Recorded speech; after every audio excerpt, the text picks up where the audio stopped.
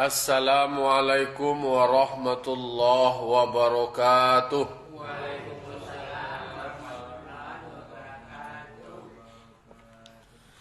Alhamdulillah.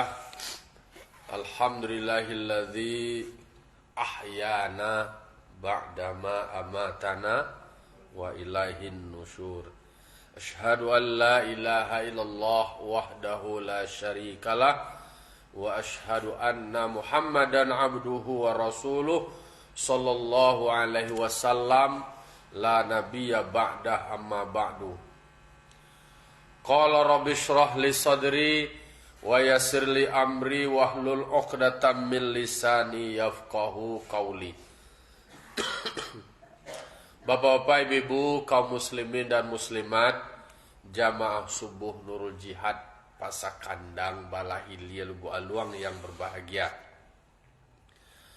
Pertama sekali marilah kita sama-sama mengucapkan puji saratu syukur atas kehadirat Allah Subhanahu wa taala yang telah melimpahkan nikmat dan karunia-Nya kepada kita nan basamu.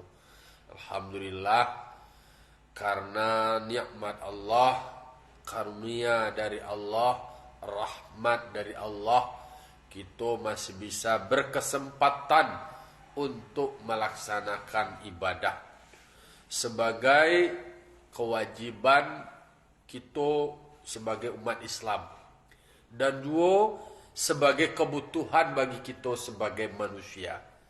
Jadi ibadat itu di samping kewajiban juga merupakan kebutuhan di awak. Pertama, kita butuh beragama, butuhnya kita kepada Tuhan, dan ibadah yang kita karajokan itu juga merupakan menjadi kebutuhan. Karena supaya ibadah wak nikmat, wak jadikan ibadah ko kebutuhan. Kalau makan tu kebutuhan awak atau kewajiban awak tu? Kebutuhan awak. Kalau tak makan awak bang? Alenjai badai. Kalau sama yang kebutuhan awak dan juga merupakan kewajiban. Jadi supaya ibadah awak pun nikmat. Tarasulam ma'e baibadah itu. Itulah itu ya pertanyaannya. Apa aku merasa susahnya menempatkan ibadah ko sebagai kebutuhan. Disitulah pendekatan ilmu tasawuf. Mengaji tasawuf tu bahas supaya mengelola sudut pandang awak, perspektif awak, hati awak. Hanya balik hati awak. Kalau dari pikirannya yo menjadi kewajibannya. Tapi kalau lah didudukan di hati, menempatkan kalau awak nak beribadah tu rasa gersang rasanya. Jadi kalau nak makan awak litak rasanya. Jadi artinya hati awak kau butuh ibadah supaya tenang. Salawat dan salam kita kirimkan kepada arwah junjungan kita Nabi besar Mustafa Muhammad sallallahu alaihi wasallam yang telah membawa umat manusia dari zaman jahiliyah kepada zaman Islamiah seperti kita rasakan sampai saat kini. Jadi ajaran yang dibawa dari Nabi Muhammad itu tidak saja bicara soal menyelesaikan kewajiban saja, tetapi bagaimana rangkaian kewajiban itu diselesaikan dengan baik, dengan sempurna, yang pada akhirnya melahirkan output akhlak. Kayak gua. Kalau awak mencari ibadah sekedar pelaksanaan ritual selesai atau belum selesai.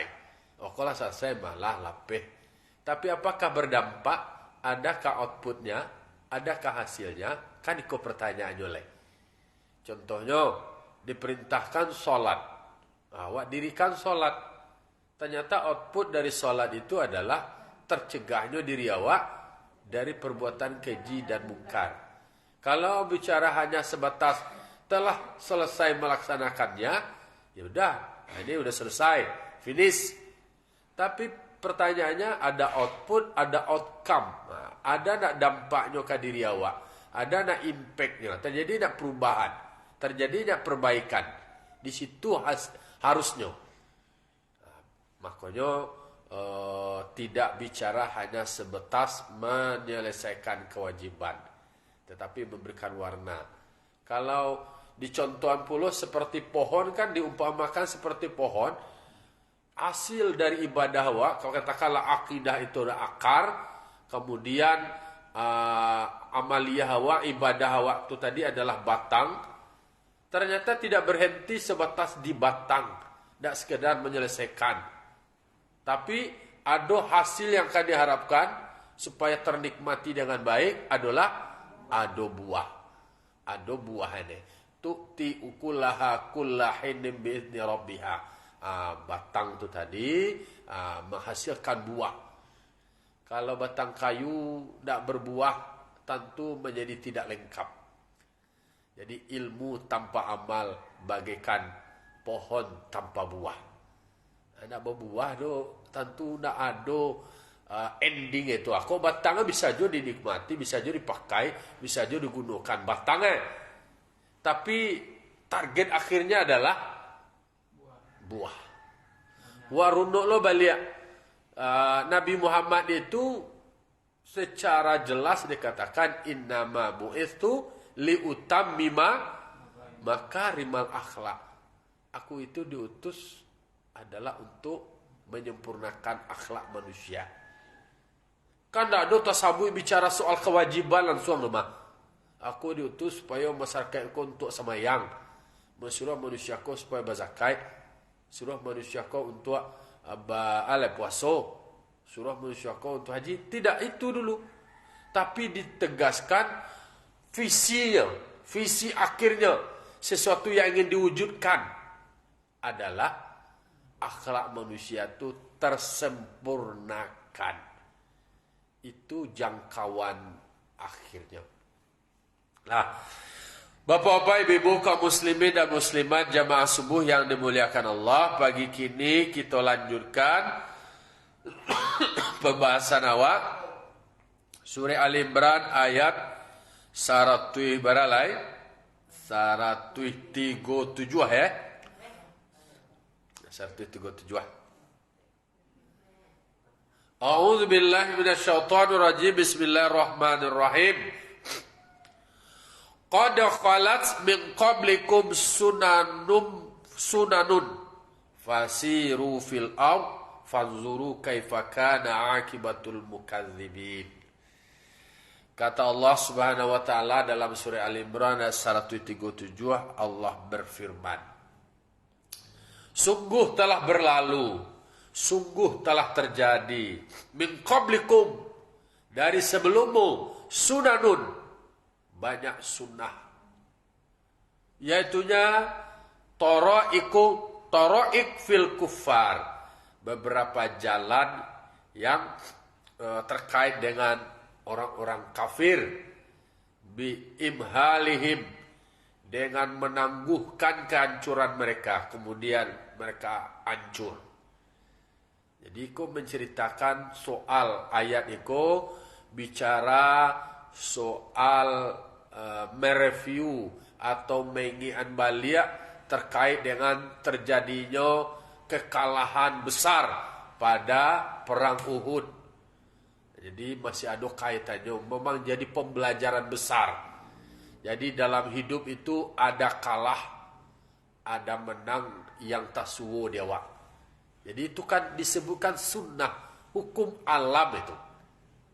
Jadilah digambarkan di Allah Ta'ala, qad khalat min qablikum sunanun, sungguh telah berlalu, telah terjadi sebelum kamu beberapa sunatullah, hukum alam, karena ada kegagalan. Rasulullah SAW sebagai Rasul Allah, orang yang mulia, juga merasakan dan mengalami kegagalan. Jadi ayat kau bicara soal masa lampau, masa lalu, nanta suwo, nanta jadi, yang namanya kegagalan, kalah. Jadi tidak awaknya mengalami kekalahan atau kegagalan. Nah, tapi bawa supaya bisa merenungkan, mengambil iktibar, mengambil pelajaran terkait dengan kegagalan yang sudah terjadi. Masa lalu, masa lampau yang kemudian menjadi kenangan dan menjadi pembelajaran. Dia semacam pembelajaran hikmah dari kegagalan tersebut. Yang orang yang move on itu kan itu, kayak orang kini namanya move on. Jadi tidak mencari kegagalan itu sebagai sebuah kematian awak. Jalah gagal waktu lah dianggap walah lenyap, lah berakhir, kolah berakhir ambo koma, lah tamat ambo, dak do kodolai, dak kadima kadilatan harga diri lai, ambo lah gagal, ambo lah tenggelam. Tidak. Ternyata memang kegagalan yang terjadi harus dijadikan pengalaman, harus dijadikan pelajaran, diambil hikmah.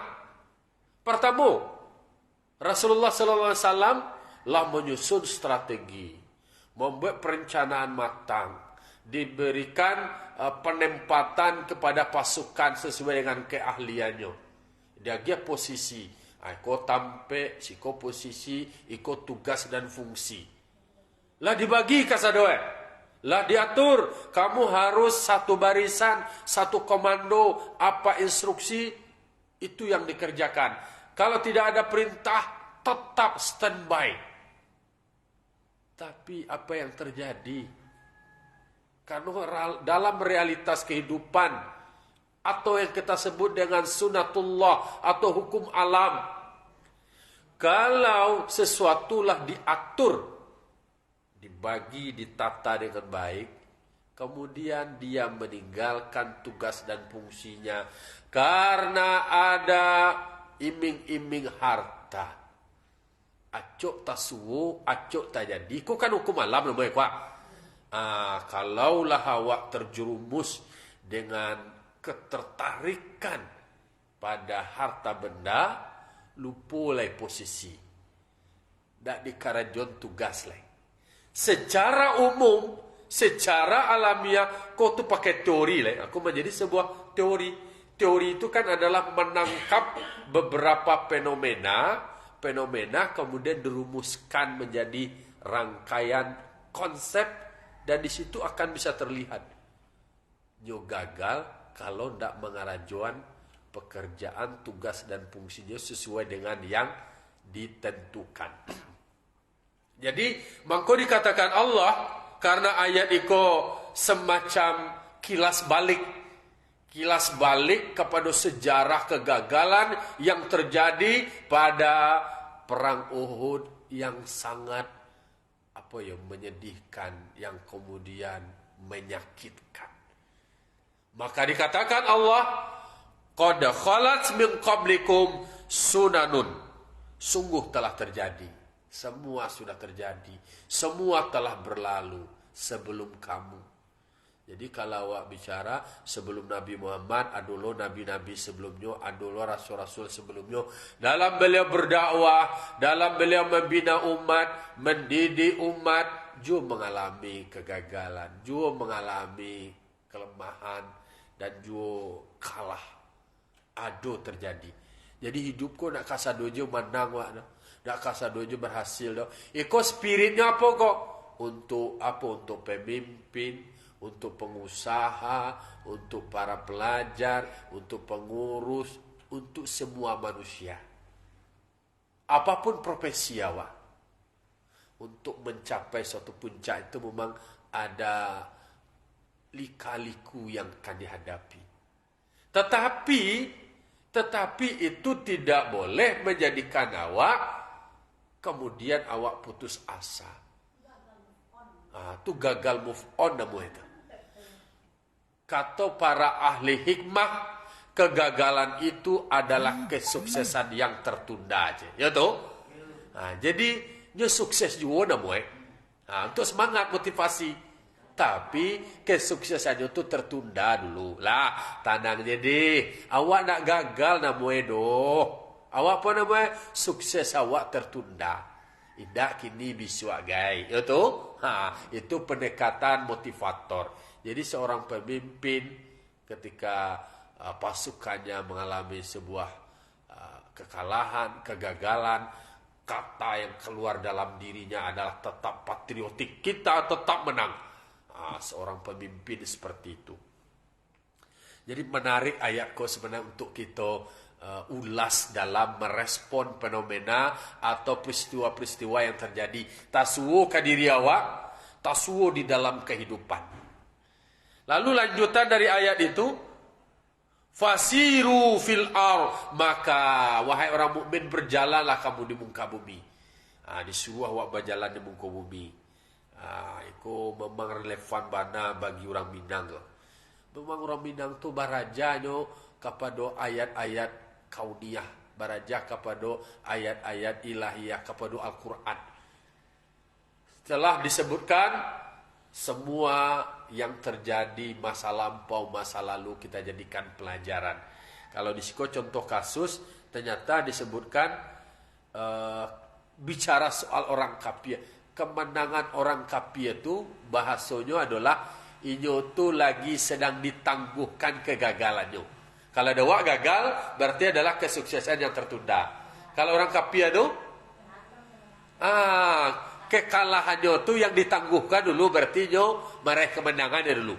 Sesudah tu endingnya yakinlah, dan yang namanya batil, yang namanya salah, yang namanya kafir, dia akan mendapatkan kekalahan. Tandang dia lah. Itu di jalan. Oleh karena itu balai fasiru fil ar, maka berjalanlah kamu di muka bumi. Yo para lulu piknik awak. Aku bahasa piknik berjalan awak di Calia lah jauh berjalan banyak dilihat. Tanya tu disuruh awak ko berjalan di muka bumi ko supaya fanzuru kaifa kana akibatul mukadzibin, supaya kamu pandang, kamu saksikan, kamu ambil pelajaran dari peristiwa-peristiwa sebelumnya. Bagi orang yang kafir, yang mendustakan Rasul-Rasul Allah, apa yang terjadi pada mereka? Apa yang mereka alami setelah itu? Apa yang akan mereka dapatkan? Berarti para luar banyak berjalan. Traveling tidak masalah, itu perintah agama. Apa hobi traveling? Selagi positif. Jadi ada Profesor Rinal Kasali. Profesor Rinal Kasali itu adalah ahli manajemen di Universitas Indonesia, Fakultas Ekonomi Bisnis UI. Beliau mengatakan bahwa ajarkan anakmu dari kecil untuk keliling dunia, supaya piknik lebih jauh, supaya bahan di situ juga bisa belajar. Poinnya takah tuh, poinnya anak tuh diajar nyantri, kemudian merantau supaya tumbuh kemandirian, kemudian anakku bisa bertanggung jawab terhadap dirinya. Itu poinnya dia. Nah, rumah ke rumah aja dong. Anak putar. Memang beda tuh anak yang awak sekolahkan di luar Minang dengan yang Minang aja tuh wawasannya jauh beda. Awak coba belajar ke sejarah. Ternyata Kiai Agus Salim, kemudian Muhammad Hatta, Syahrir, Sabuelah. Itu mereka yang lahir dari rahim Minangkabau, lalu kemudian dia merantau, belajar ke luar negeri, kemudian menjadi dia pemikir hebat, kemudian tokoh nasional, orang berpengaruh di dunia. Karena begitu seyogyanya. Memang beda. Nah kecawanya tertentu itu kan istilahnya, kenapa kesimpulan orang seperti itu menangkap dari berbagai macam fenomena. Ternyata di dalam Al-Quran Allah perintahkan fasiru fil ard, maka kamu berjalan. Itu kan mereview pengalaman-pengalaman sebelumnya. Wak pernah gagal, wak pernah kalah. Kalau tak katu apa banyak berjalan. Banyak berjalan ko maka suwe celai adalah awak banyak lo bertanya ke orang lain. Yo contohnya mungkin awak tidak sampai lo ke Eropa do, tapi setidaknya bakawan yo atau bercerita jo orang yang pernah pergi ke Eropa. Kan yo bisa lo berbagi cerita, bisa lo menjadi inspirasi. Bisa lo mendengar cerita, oh begitu yo. Jadi itu adalah gambaran ternyata memang anak wak para lulo wak dorong mereka untuk bisa mengambil pelajaran dari perjalanan hidup. Mangko kalau kita hidup manungan filosofi dari orang Minangkau, panakia pisau sirawui, ambiak galah batang lintah buang, silodang ambiak kak diru. Satitiak jadikan lawi, sakapa jadikan gunung, alam takabang jadikan guru.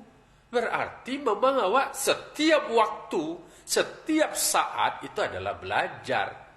Kampus terbaik itu adalah kampus kehidupan. Dari kehidupan kau jauh berjalan banyak dilihat lamui, duit banyak dirasui. Mungkin awak masih muda tetapi bisa belajar kepada orang tua. Mungkin perjalanan awak belum begitu jauh tapi setidaknya awak baraja atau mengaji kepada guru yang punya pengalaman yang lah jauh. Setidaknya awak putus kegagalannya sebelumnya tu awak pelajari supaya jangan awak menemukan kegagalan yang sama. Kecil orang tua jangan sampai pisang berbuah 2 kali. Jangan tungkek, jangan orang tua kehilang tungkek. Jadi caranya adalah awak belajar dari mereka. Itu makna dari fasiru fil arjo tu. Jadi berjalan bawa pangalan tu banana singke tongkui gini yo payuak ke Eropa tu mah. Payuak kama yo kalau negeri payuak ke Timur Tengah tu Ba anak kecenan wa perlu buat survei anak-anak tu buat pernah tanya ke anak santri, iyo lai cendan ya.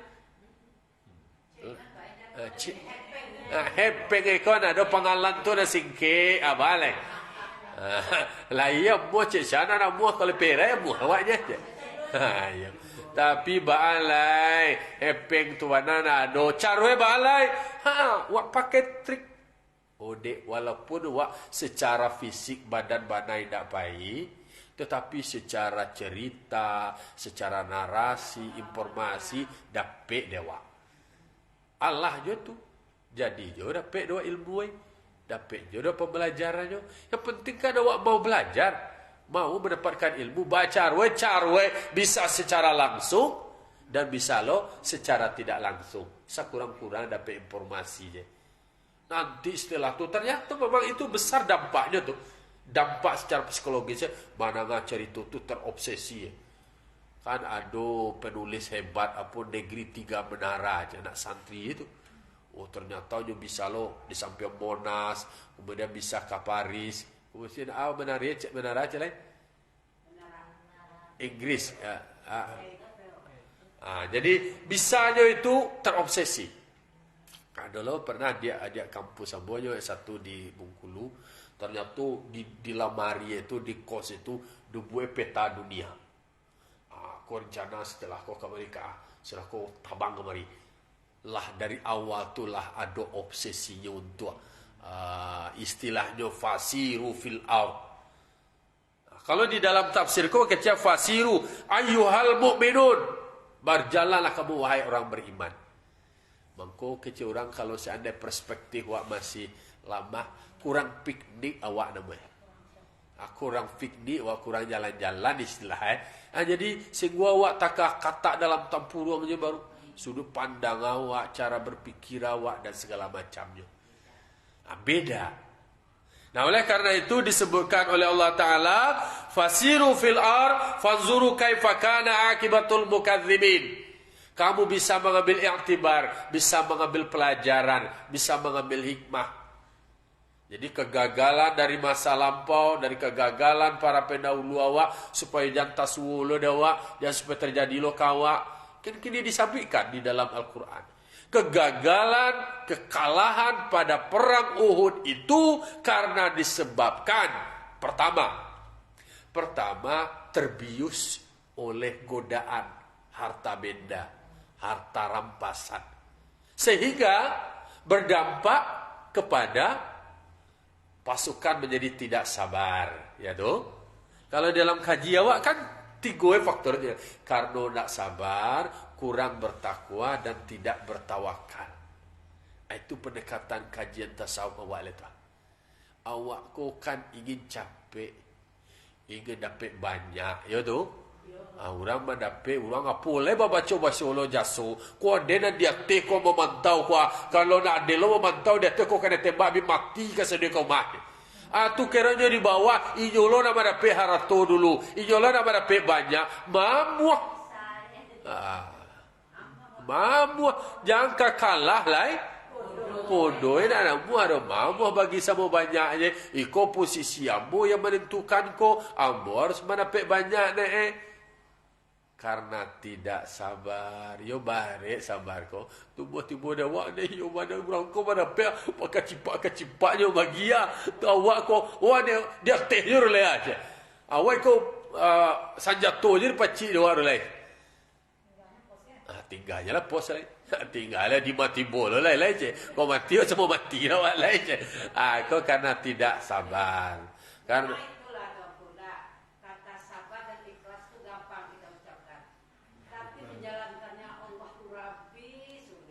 betul, makanya di sikokolah perlu diingat tadi. Kadang-kadang kalau nak dikata-katakan kadang nak ingat loh. Maka dikata-katakan dengan mengatakannya mudah supaya tinggi dewak tadi. Oh iya, sabar wak ni kumat. Sabar wak. Jadi ambo doa tiga dia tu di Makkah tu di Ka'bah. Pertama tu ikhlas. Kemudian sabar, kemudian syukur. Tiga tu. Ikhlas, sabar, syukur. Itu minta tadi itu. Minta itu mana terbaik supaya apapun bentuknya tu konsep besarnya itu. Konsep besarnya itu. Karena mohon maaf diri aku tidak sabar, kemudian kurang bersyukur, kemudian kurang ikhlas. Itu tadi minta bahwa supaya bisa mensyukuri nikmat. Apalah awak diberikan kesempatan untuk tidak semua orang dapat kesempatan itu. Itu supaya awak bisa mensyukuri itu. Kemudian mengerjakan, melakukannya dengan penuh keikhlasan. Dalam semua perjuangan dan perjalanan yang berat memang diuji kesabaran. Tiga itulah. Jadi dalam kehidupan ternyata yang gagal, kau kan belajar dari pengalaman kau. Seperti terjadi perang Uhud karena tidak sabar. Bisa jadi karena haro-harato itu karena tidak ikhlas. Padahal posisi yang diagihan tu awak ditempatkan dari Rasul, dipercaya dari Rasul pada tempat yang menentukan keselamatan orang banyak, berarti tidak bersyukuri penghargaan dari Rasul. Nah, kalau dalam penjelasan dari ayat sebelumnya itu disebutkan kamu harus sabar. Apa BL kegagalan kamu di ayat barat sebelum itu? Kan gua di ayat 135. Di ayat 135. Bisa baca lihat. Kamu jika kamu sabar dan jika kamu bertakwa, semuanya akan bisa kamu raih kemenangan. Akan datang 5.000 malaikat. Kalau awak sabar, kalau awak bertakwa, kemudian bertawakal. Lah ada solusi, lah ada diberikan penjelasan di dalam Al-Quran. Jadi teori-teori kehidupan itu lah ditangkap di dalam Al-Quran saudara. Kalau awak baca dari ayat 137, kok kan banyak pelajaran jadi itu. Semua yang telah berlalu, semua yang terjadi, kegagalan, itu menggambarkan bahwa itu adalah sunatullah. Kalau awak lalai, kalau awak pamale, kalau awak kemudian tidak bertanggung jawab, pasti gagal. Tapi kalau awak istiqomah, kalau awak konsisten, awak amanah, ya insya Allah menang. Kan itu teori itu je tu. Mengko disebut atau SD lah dia jajan waktu rajin pangkal pandai, malas pangkal bodoh. Babo kau bodoh ada pamaleh. Babo kau pandai awak dia awak rajin dari sangka utak tahu utak tarang dia nyo rajin. Mapa tiri orang mapa sekali ni apa limo banyak adik rajin apal dia.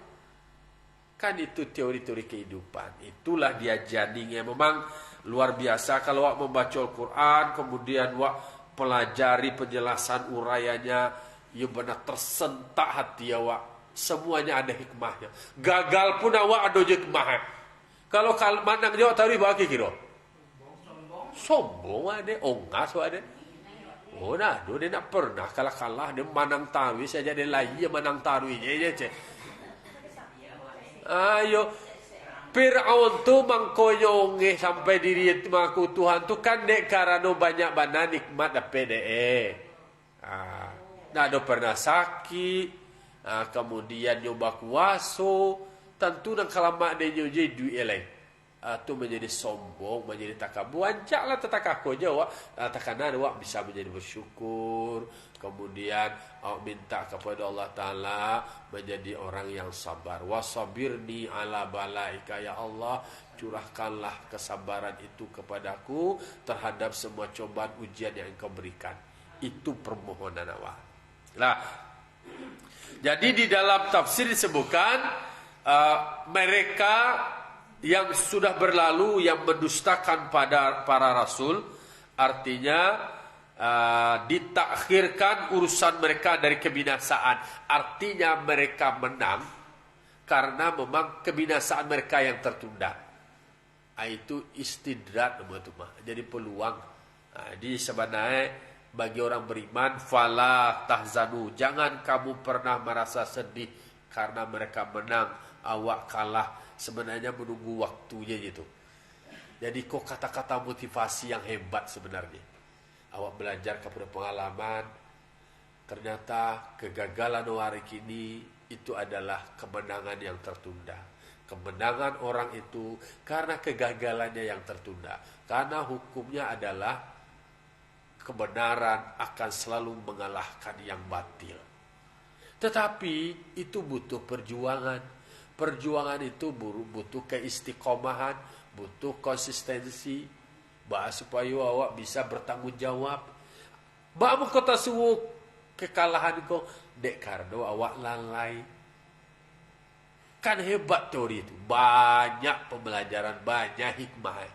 Kalau itu karajuan sagalona disuruhan, apa instruksi, apa perintah, apa yang ditugaskan kerjakan.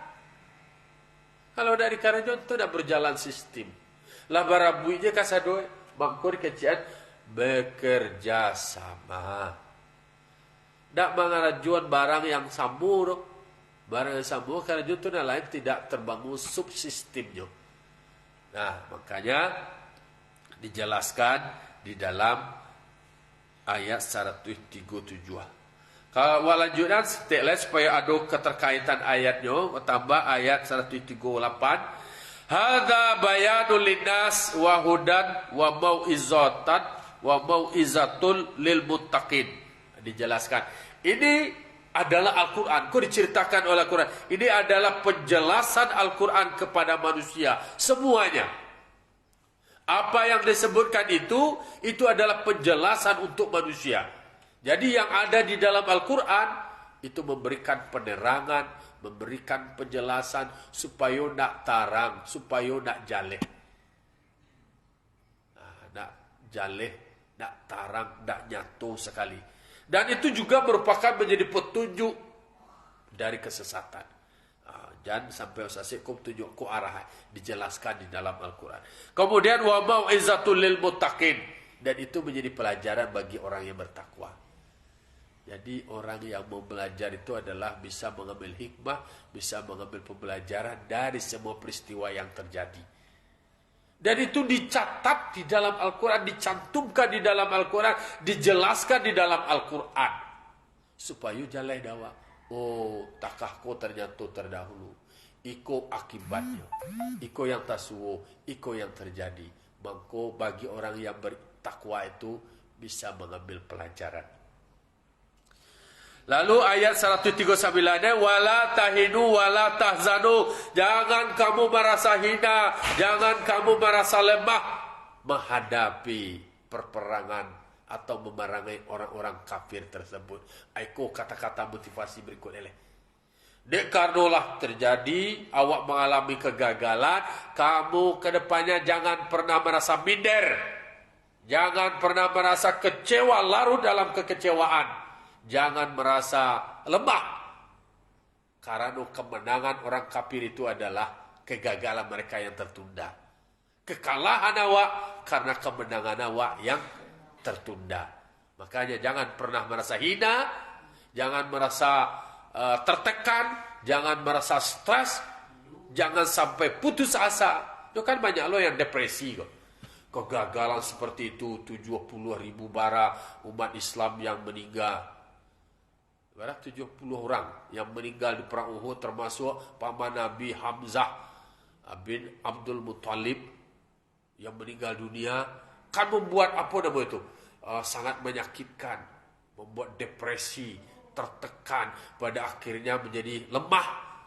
Maka dilarang oleh Allah Ta'ala, dikatakan wala tahinu, jangan kamu merasa hina, jangan kamu merasa lemah, jangan kamu stres. Kegagalan itu biasa. Kekalahan itu adalah sesuatu yang biasa. Semua harus tetap menatap ke depan, tegakkan kepalamu, tetap menatap ke depan. Semuanya harus dihadapi dengan semangat. Iko kata-kata yang optimis. Maka nak boleh awak pesimis. Kalah awak tu lah maku aja lah. Yalah tu baalai. Bangkit lagi. Berjuang lagi. Jadi hal yang lumrah, hal yang biasa. Wala tahzanu, jangan kamu merasa sedih, jangan kamu merasa khawatir atas apa yang terjadi pada perang Uhud sebelumnya. Iyo kalah, lah terjadi, lah tasuwo dewa. Tu kamangal kan bisa ditarik lah dah. Ikolah meninggal, ikolah mati, lah tasuwo dewa. Kini bahas supaya kegagalan yang terjadi ambil pelajaran. Tapi jangan kamu menjadi minder. Kamu tetap berdiri, kemudian menatap masa depan dengan semangat. Hadapi mereka penuh dengan semangat juang. Luar biasa. Ini kata-kata semangat yang disampaikan Allah di dalam Al-Quran. Karena kata-katanya wala tahinu, jangan kamu merasa hina. Berarti di dalam diri awakku ada merasa rendah diri, minder awak, nak percaya diri doleh, lah pesimis, lah kecewa. Ada potensi awak kecewa, gagal awak, barang kecewa perlu deh. Lapar deh awak, lah ikut sekarang gara-gara awak gagal awak. Oh dia gara-gara ikut awak. Oh semuanya dicarikan kesalahannya, dilemparkan ke orang lain dan segala macamnya. Jangan kamu merasa hina, jangan kamu merasa lemah. Kamu adalah tetap kuat, kamu adalah bisa. Kamu tetap bisa. Iko kata-kata yes, we can. Betul, kita ini semuanya bisa. Tetap optimis. Kita optimis. Wa antumul a'launa.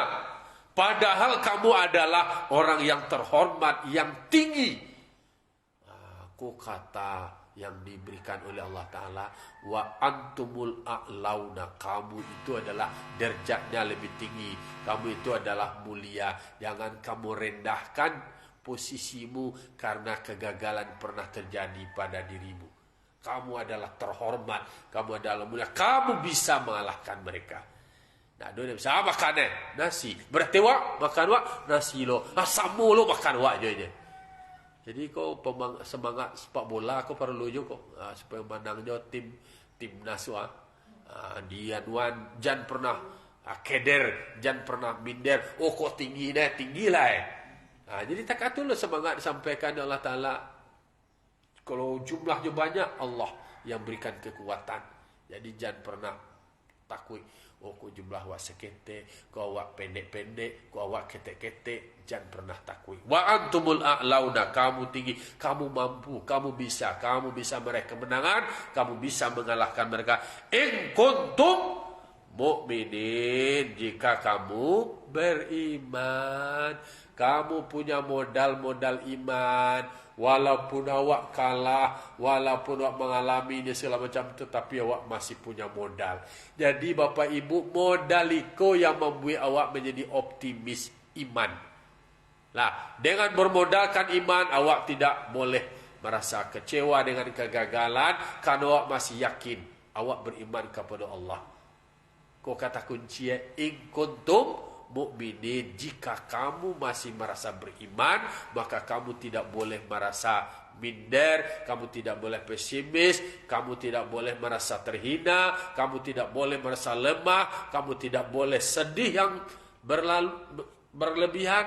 Kamu tetap bisa, kamu bisa mengalahkan mereka karena kamu punya iman. Nah, itu semangat yang diberikan Allah. Semoga kau menyemangati awak di dalam menjalani kehidupan awak.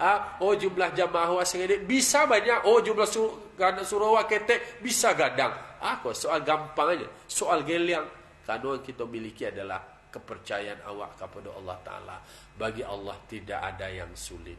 Bagi Allah semuanya akan diberikan kemudahan kalau seandainya awak mau. Lah, itulah kira-kira semangat yang diingatkan di dalam surah Ali Imran ayat 137 sampai 139. Semoga kita bisa menjadi umat yang kuat, anak-anak awak, generasi awak pun generasi yang kuat, menjadi generasi emas di era di tahun 2000 sampai 5 bonus demografi. Jadi anak-anak awak terhindar dari stunting, kemudian gizinya tercukupi, kemudian menjadi sehat, menjadi kuat, karena semuanya kita optimis, semuanya bisa diwujudkan dengan kebersamaan dan kekompakan. Fa'tabiru ya ulil absar la'allakum turhamun. Allahumma waffiq lakum bitariq. Assalamualaikum warahmatullahi wabarakatuh.